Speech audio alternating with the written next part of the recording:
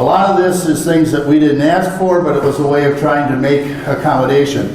And a bottom line principle was accommodation between the need in agriculture and the various aspects of it to have more weight and at the same time retain as much local control. And if you recognize that was part of the compromise, you'll see how we got into some of these local options. Let's start with option A. And this is Stottleman talking. Option A is not new. Option A is the strongest local control local governments have had. It's seasonal special postings.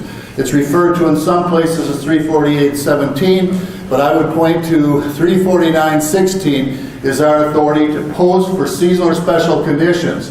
When you have a potential of extra heavy loads for a repeated period of time, it can be posted. And under 349, that authority is they're subject to the weight limit that's posted, not the 23,000 pounds. The table doesn't apply. It's the seasonal or special postings.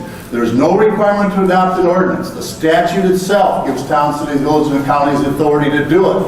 But we still need to respond to permits under 349.16. I'm just going to tell you, because the roads are more vulnerable, it's not as likely you're going to get the same type of exceptions or permits that you may see, for example, under option E that I'm going to refer to.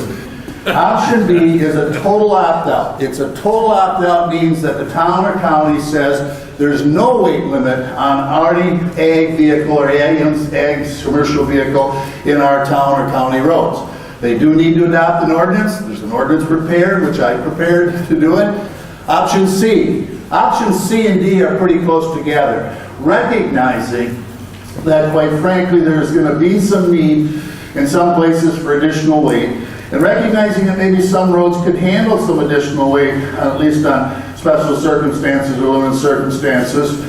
Option C is what we call a partial opt-out. Instead of going at unlimited weight under option B, what we're saying here is the town, city, or village could set a higher weight than the 23,000 maximum on an axle or 92,000 on gross weight. They could pick, let's say, 25,000 on an axle or 26,000 on an axle, or they could go to 95 or 98 on total gross. In this option, they're doing it for all their roads. They actually adopt an ordinance. They say it for all roads, posted with the state on the DOT, but they still must respond to permits, and the standard form permit, I think Kathleen's going to talk about a little bit, is the permit that they would get to exceed even, let's say, a 25,000 an axle or 95. So this is for option C, all roads in the town, city, village, or county. Option D is a variation in that it's a partial opt-out for designated roads. Clearly some of our roads are in better condition. Some of the roads may better handle the heavier vehicles. And so if we said this road, Smith Road, Jones Road, and Franks Road can handle, let's say, 28,000 on an axle or 25,000 on an axle and 98 on a gross, they could pick certain roads. Instead of saying under option C, all town roads, they're saying specific ones. They do again adopt an ordinance. They need to respond to permits for any of the permits that may exceed the limits. And again, the seasonal and special can still apply in that. So option D is a variation of the option C in that it's specific roads, not all roads. Here's why option E is the most local control. The law allows that 15% on implements of husbandry, and it actually gives, as Mike alluded to, as he gave you, an exception from the 23,000 pounds on category B, the self-propelled.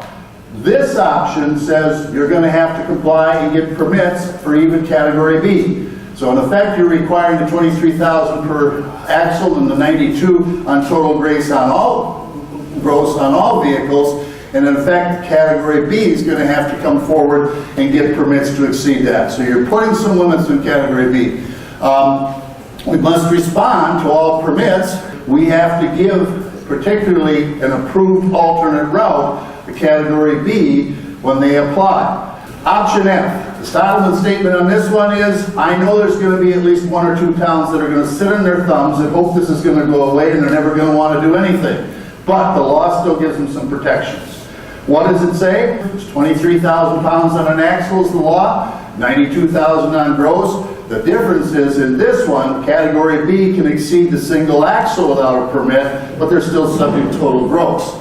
This one may be appropriate, particularly if you've not had problems with category B. But again, because option F has some limits, there still would be a potential of having people coming and asking for permits to exceed on all vehicles, the 23,000, and on the Bs, the total gross potentially, although it's not going to be much on total gross for Bs. So you've got options A through F, of which B, C, D, and E require an ordinance. Option A is there by law, does not require an ordinance. Option F is where you don't do anything, but the law still gives protection. In option B, you don't have to worry about any special permits. Option A, we've always had some special permit authority.